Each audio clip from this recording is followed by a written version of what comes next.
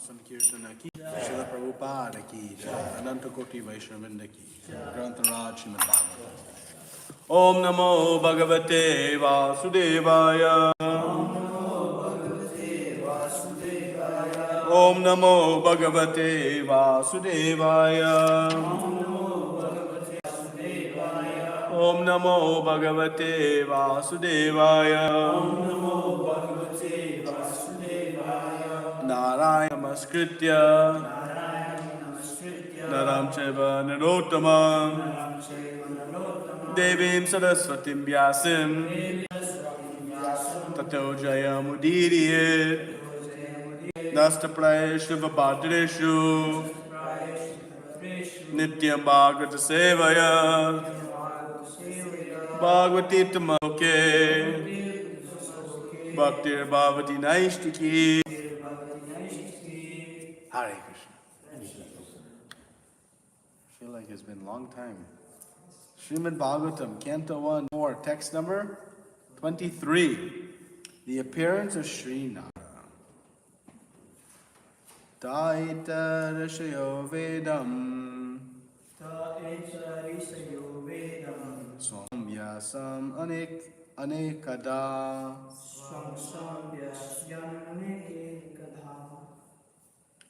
Shishya Shishir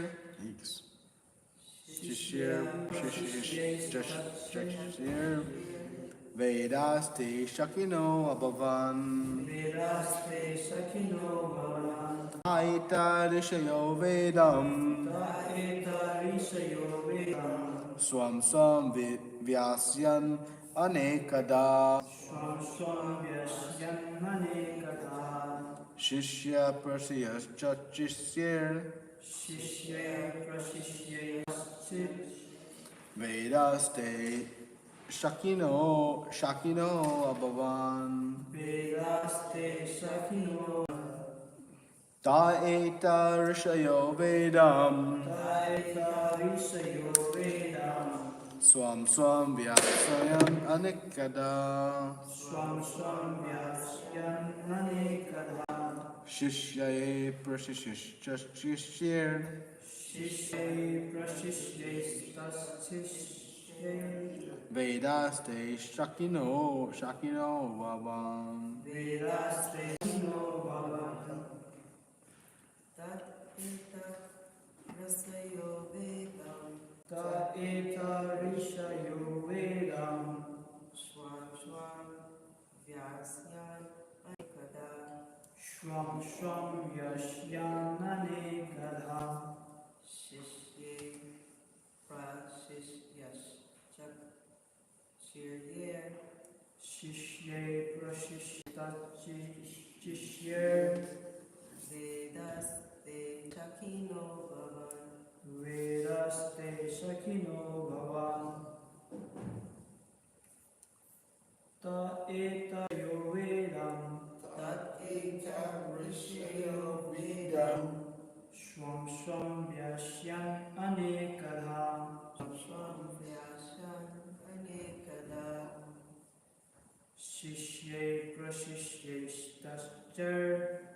Shishye prashishyas chak Vedaste shakino bhavan. Vedaste shakino bhavan. Ta ita rishayo vidam. Ta eta rishayo vedam. Swam swam vyas an anekada. Swam swam vyasyan anekada. Shishya prashishyascha shishya Shishye prashishye vedaste sakino bhavan. Vedaste shakino bhavan. Anything else? Te. They. Ete. These. Rishaya. Learned scholars. Vedam. The respective Vedas. Swam. In their own entrusted manner. Vyasyan. Rendered. Anekada. Many. Shishya. Disciples. Prashishya. Grand disciples. Tat Shishya. Great disciples. Vedante. Followers of the respective Vedas. Shakina. Different branches. Abhavan. Thus became. Translation and purport by His Divine Grace, A.C. Bhakti Vedanta Swami Srila Prabhupada. Srila Prabhupada ki. All these learned scholars in their turn rendered their entrusted Vedas unto many disciples, grand disciples, and great grand disciples. And thus the respective branches of the followers of the Vedas came into being. Please, all these learned scholars. In their turn. Rendered their entrusted Vedas unto the disciples, grand disciples, and great grand disciples, and thus the respective branches of the followers of the Vedas came into being. Purport. The original source of knowledge is the Vedas. There are no branches of knowledge, either mundane or transcendental, which do not belong to the original text of the Vedas. They have simply been developed into different branches. They were originally rendered by great, respectable, and learned professors. In other words, the Vedic knowledge, broken into different branches by different disciplic successions, has been distributed all over the world. No one therefore can claim independent knowledge beyond the Vedas. Om Jnana Timirandasya Jnananjana Shakaya Chakshur Militam Yena Tasmai Shri Gurave Namah Shri Chaitmano Bhishtam Stapitam Yena Bhutale Swayam Rupa Kadamayam Dadati Swapadantikam Vandeham Shri Guru Shri Yuta Padakamalam Shri Gurun Vanshta Shri Rupam Sagajatam Sagana Raganatam Vitam Tam Suji Advaitam Savadutam Paritana Saitam Krishna Chaitanya Devam Shri Radha Krishna Padan Sagana Lalita Shri Vishakan Vitam Shra Kanta, He Krishna Karuna, Dinabandha Jagapate, Gopesha, Gopika Kanta, Radha Kanta, Namosate, Tapta Kanchana Gaurangi, Radhe Navaneshane, Vishapanu Sute, Devi Pramami, Hari Priya, Vanchakalpatarubhyascha, Krupa Sindhu, Miyavatra, Padana, Pavanebhyo, Vaishnavebhyo, Namo Namaha, Namo Vishnu Padaya, Krishna Prastaya Bhutale, Srimate Bhakti Vedanta Swami Niti Namine, Namaste Devi Gauravani Prachadine, Nirvishesha Shunyabadi Paschat Eshatarine, Jai Shri Krishna Chaitanya, Prabhu Nityananda, Shri Adharada, Shri Vasudeva Gaura Bhaktivinoda, Hare Krishna, Krishna Krishna, Hare Hare, Hare Rama, Rama Rama, Hare Hare.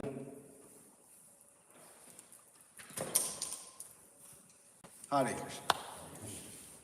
All these learned scholars in their turn rendered the entrusted Vedas unto the many disciples, grand disciples, and great disciples. And thus the respective branches that followed the Vedas came into being. So, we are hearing how great Vyasadeva, the literary incarnation of the Supreme Lord, has taken the Vedas and put them into 4 sections. The Rig, the Yatur, the Atharva, and the Samaveda. Because the Vedas originally, they are broken into 4 because our ability to process that became difficult. Sometimes we have to take big projects and break them up into small chunks. So like this, the Vedas were broken up into, not small, because each individual Vedas is gigantic. And of course, Srila Vyasadeva, seeing the upcoming and getting some signs that the time is starting to degrade.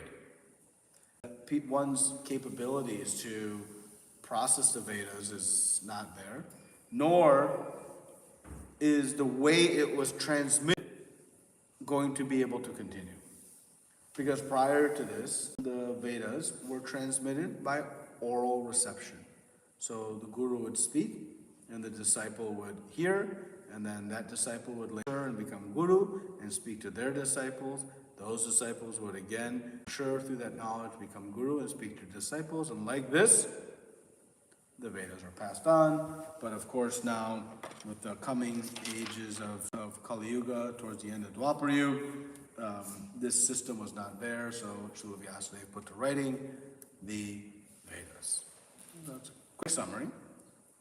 So here we see that there was a scholar for each of the sections of the Vedas. So there was a particular, we can call Acharya, who became kind of the caretaker and the master of that Veda.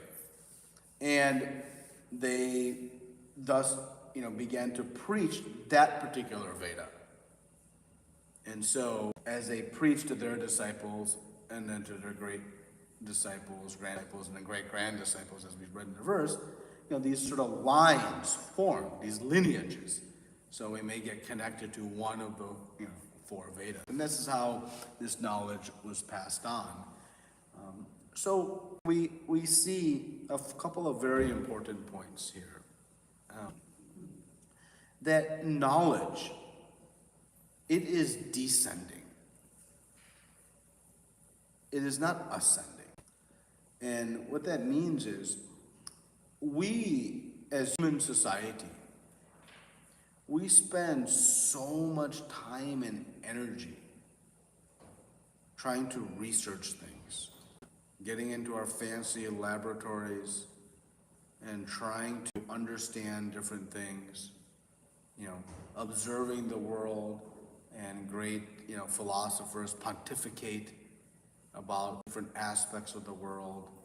We get out our giant telescopes and look into the starry night and see what is out there.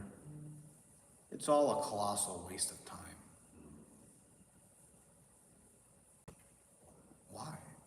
So that's a strong, statement. Why is it a colossal waste of time? Because all the knowledge that we are searching for, all of it, mundane, meaning material, or spiritual, it already exists. in the Vedas. Right? If I go through the effort, simply of,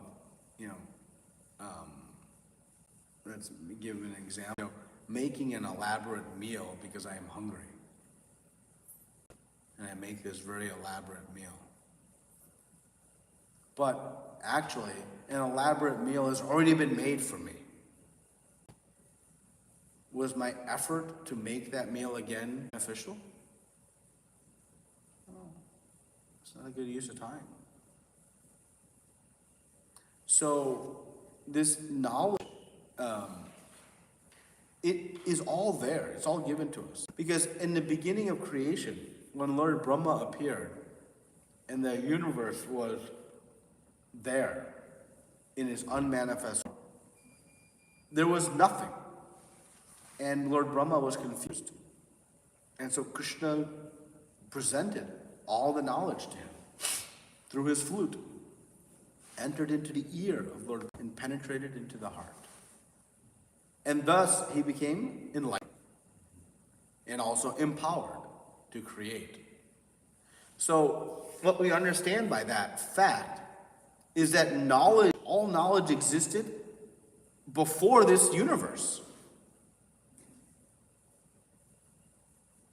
So what we need to do in our fancy laboratories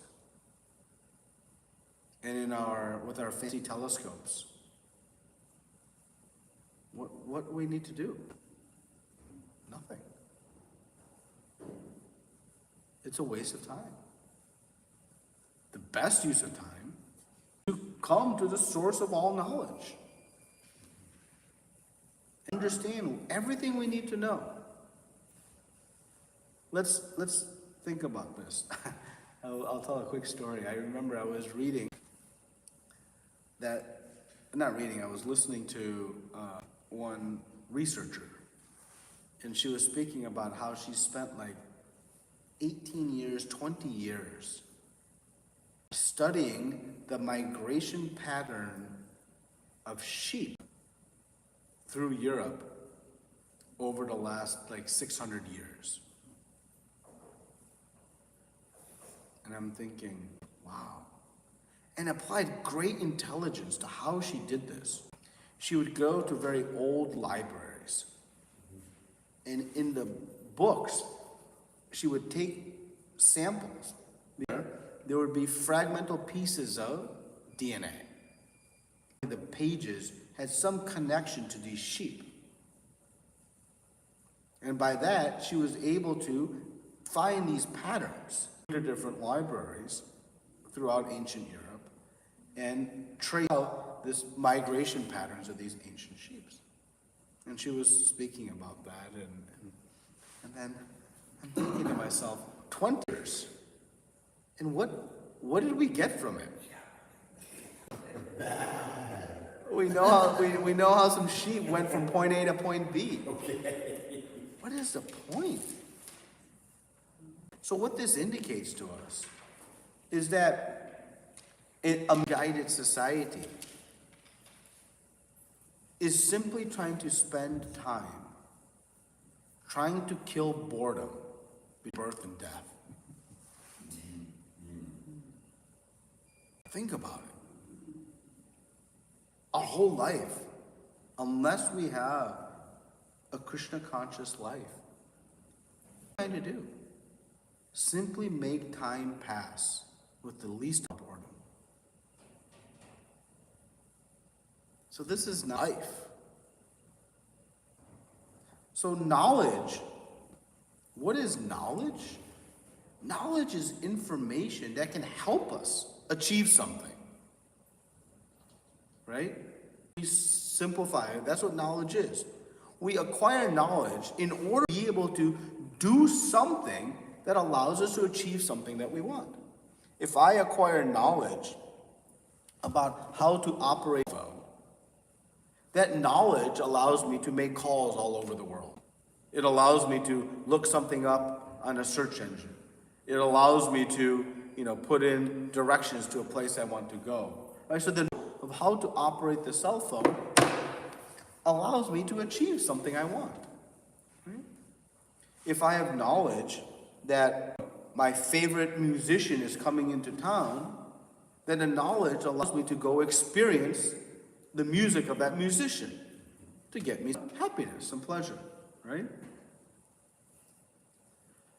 So ultimately what we are looking for from knowledge to happiness. Anything else from knowledge? Medical science, they are researching and acquiring knowledge how to cure disease. Why? Because disease gives us unhappiness. All realms of knowledge are up for this quest. But we know the only knowledge that will give us lasting peace and happiness is knowledge of the soul and its relationship with the soul's creator, the Supreme Personality of Godhead, Shri Shri Radha Kunj Bihari. And that knowledge, if we acquire, we find perfection of life. So if I know about that, then what is the value of knowledge of the sheep's migration patterns to Europe? It means nothing. Forget about that. What is the value of knowledge of what musician is coming into town next week? Even if somebody gave me knowledge of what tomorrow's lotteries will be. Wow, future knowledge. What value that has? Nothing.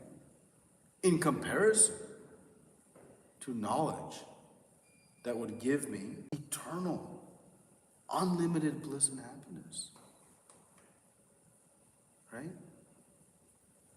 So where's the flaw? What's our flaw? If you were given the option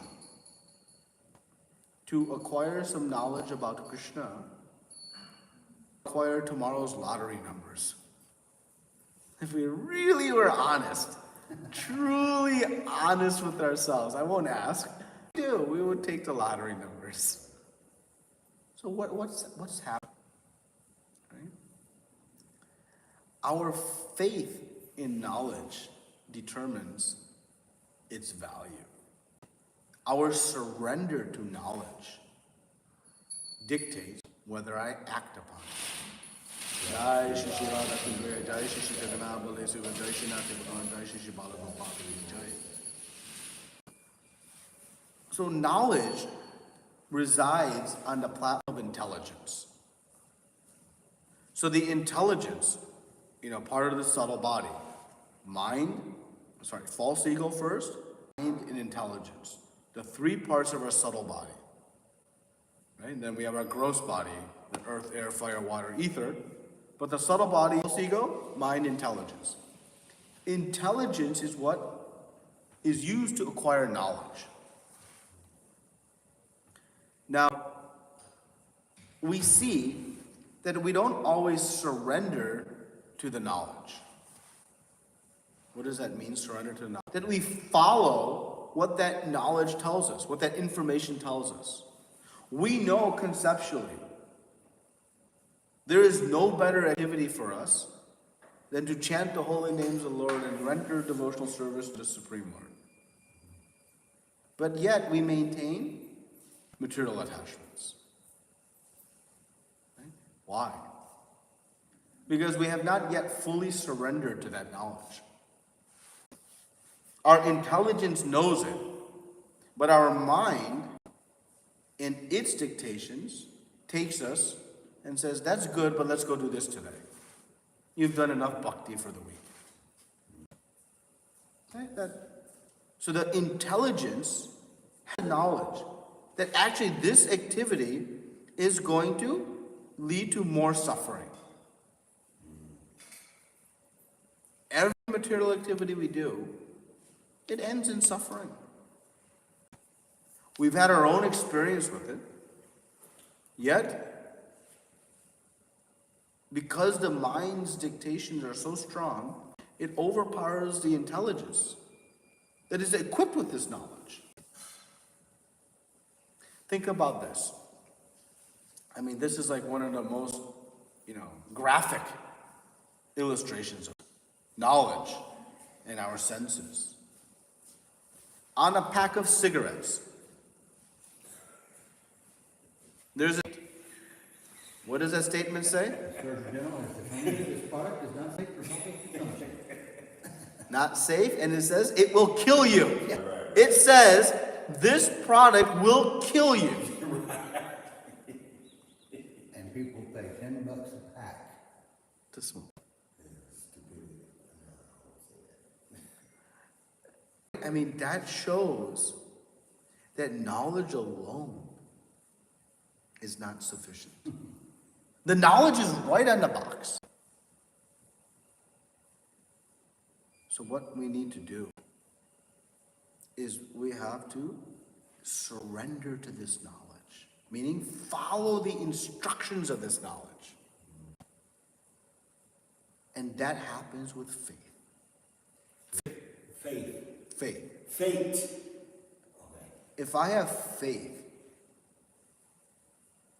that chanting rounds will give me a life of eternal bliss and happiness, I don't find it difficult to chant my rounds. I always use the same example. I'm going to use it again. If we put a box in front of us and I had $1 million in it, and said, this box is yours, but you have to come for Mangal Arati every day for days. And you have to chant your japa without yawning, without stopping, nothing. But if you do, this $1 million is yours. Would we find any difficulty in doing it? Of course. But would we? Most likely not. I think we would. We would. Why? Because we have faith in what that $1 million can do for us. Wow. Holy heck.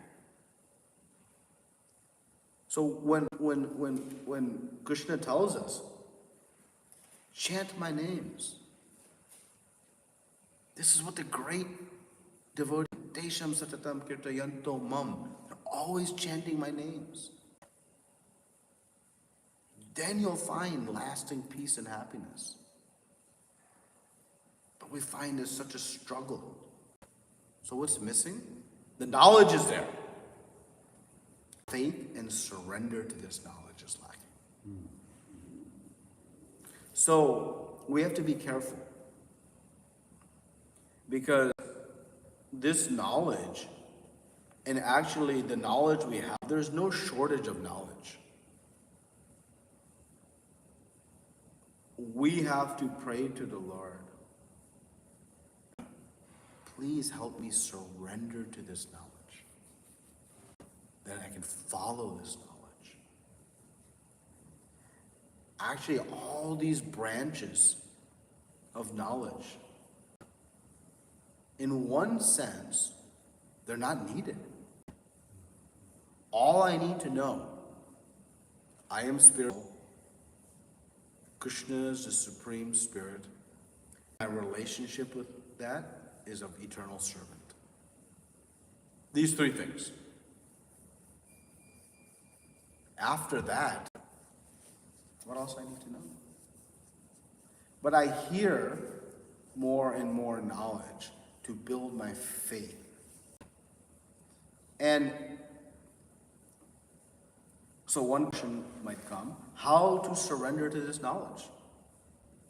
We see that humility is a key ingredient in surrendering to any knowledge. Right? I have to be in a position where I acknowledge I don't know. There's a very dramatic example of this with Mugari the hunter.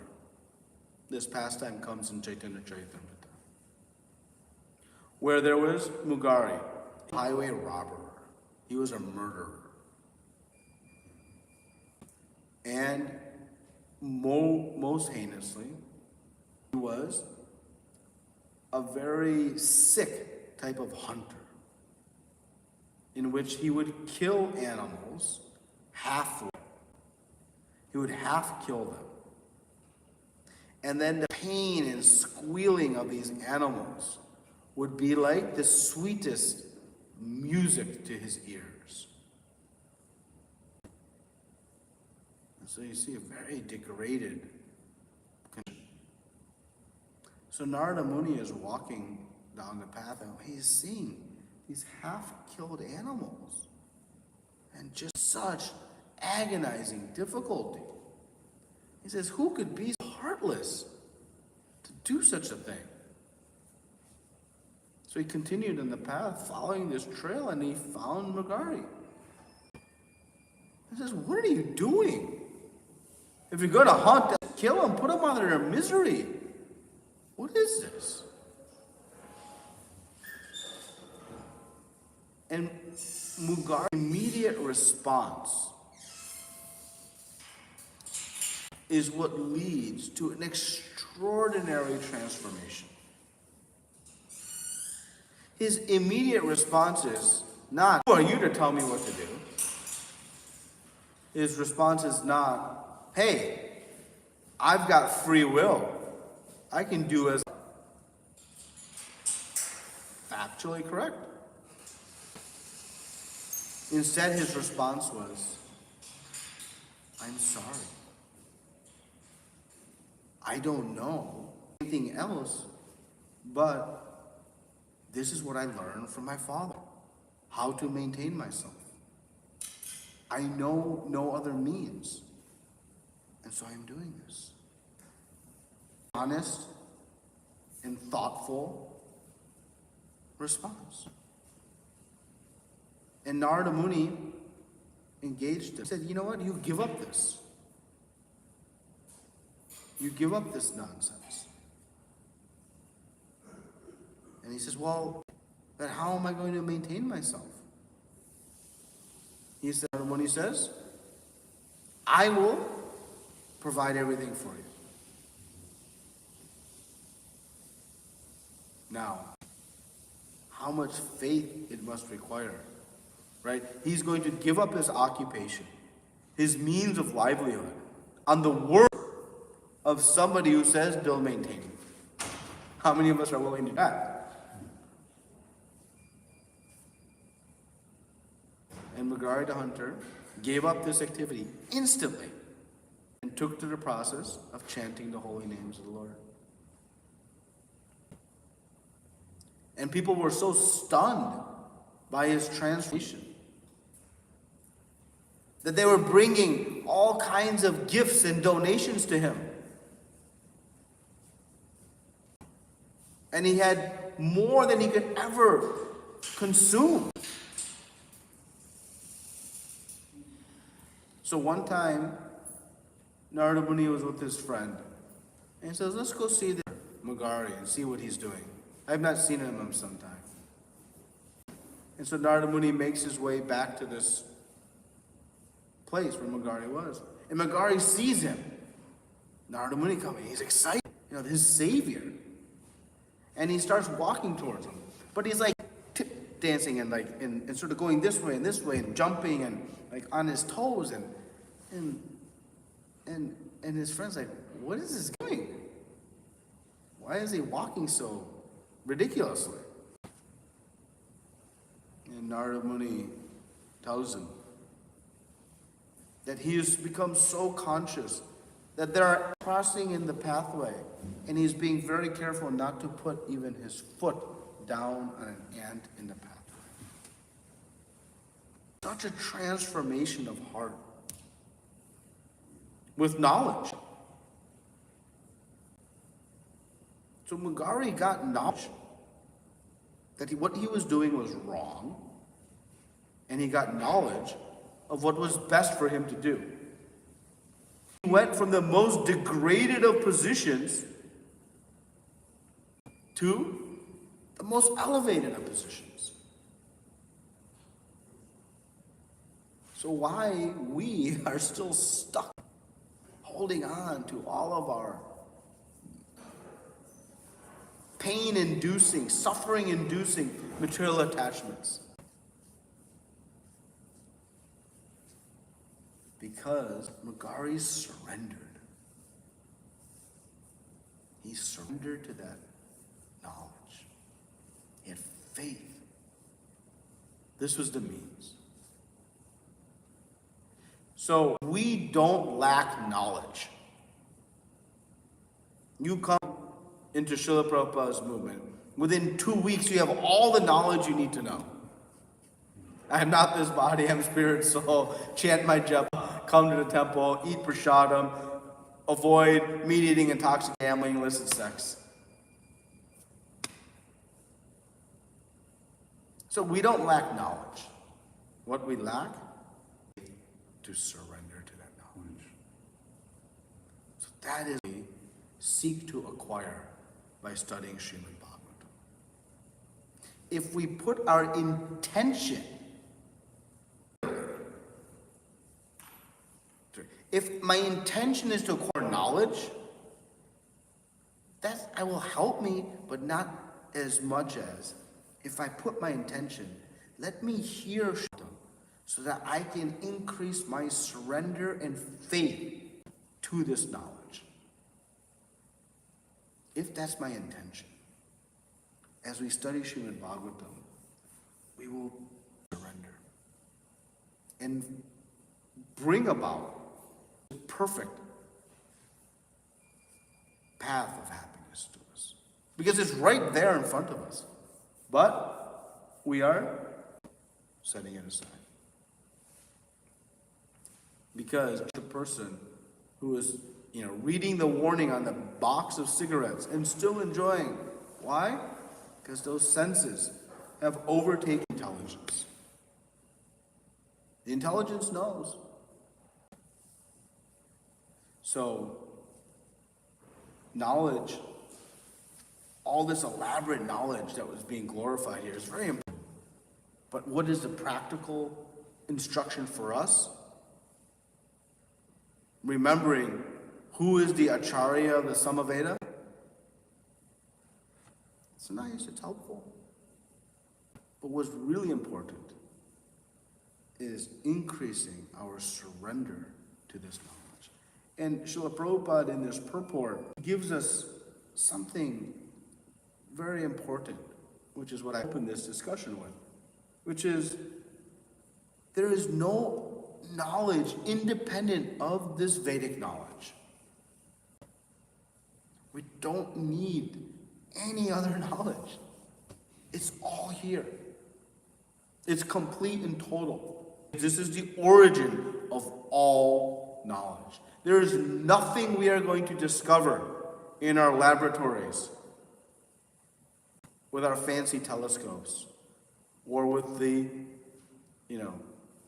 turbulence of the mind trying to pontificate. Nothing we are going to discover that isn't already provided in Grantharaj Srimad Bhagavatam.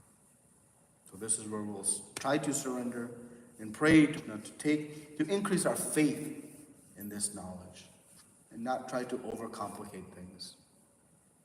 Thank you very much. Srila Prabhupada. Any comments, discussion, questions, corrections? I have a question about something off topic. Yeah. The prayer before we started studying, could you tell us where to find that, and maybe could we go over that at some point? Yeah, it's in chapter 2 of this first canto. And I don't remember the verse numbers, but if you look in your Srimad Bhagavatam, chapter 2, both these prayers are there. Nasta Prayesha Bhadresha Bhagavata Sevaya. That prayer is there. I lost it. Yeah. That would be again, Yeah. And it's a good point because, we should actually recite the English. I remember, one devotee who used to give class here, he would always recite the Sanskrit, but then recite the English. Because for most of us, Sanskrit's not our native tongue. I don't know what I'm chanting, actually. Mm-hmm. So it's good that we recite the actual translation so I understand that it's Srimad Bhagavatam is what is going to give me, remove all that is troublesome within the heart. That's what we're chanting. We're surrendering to Narayan Rishi and all the acharyas, so that we can learn this knowledge. So it's an important point, but so in chapter you'll find those two verses. Thank you, Prabhu. Thank you. Anything else? Surrendering. I realized when I surrendered, then I came here in the temple. I was able to come here in the temple. Yeah. And the key is to, surrender is it's not on or off. It's gradations, it's degrees of surrender. Right? Sometimes we are forced to surrender. Right? Because we have no obligation, no alternative. We actually, what's interesting, we enter this world fully surrendered. Right? When we are born, we can do nothing ourselves. We are fully surrendered to the mercy of Mother. If she feeds me, I'll be fed. If she carries me, I will move. If she bathes me, I will be cleansed. So we are fully surrendered to Mother. 110%.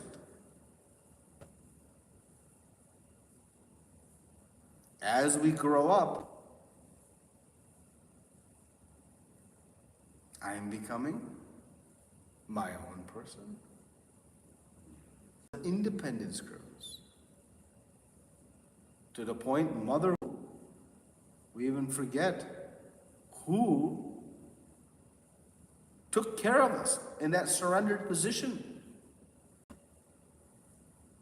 This is the false ego at its worst. So we start in a surrendered position. Every birth, we start back in this surrendered position. As we acquire some capabilities, I got it. That's why Krishna says, there are 4 types of people who surrender to me, who are motivated. When you're in distress, we surrender to Krishna. When we need some money, we surrender to Krishna.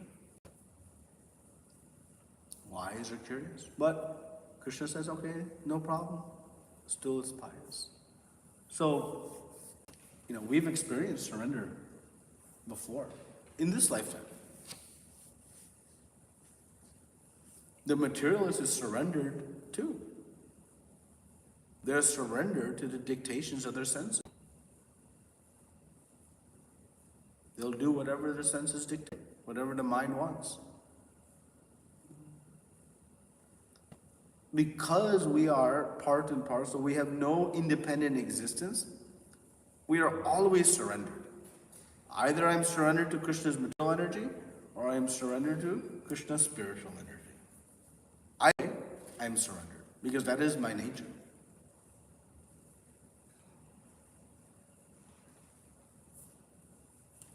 So we're going to shift our surrender with knowledge.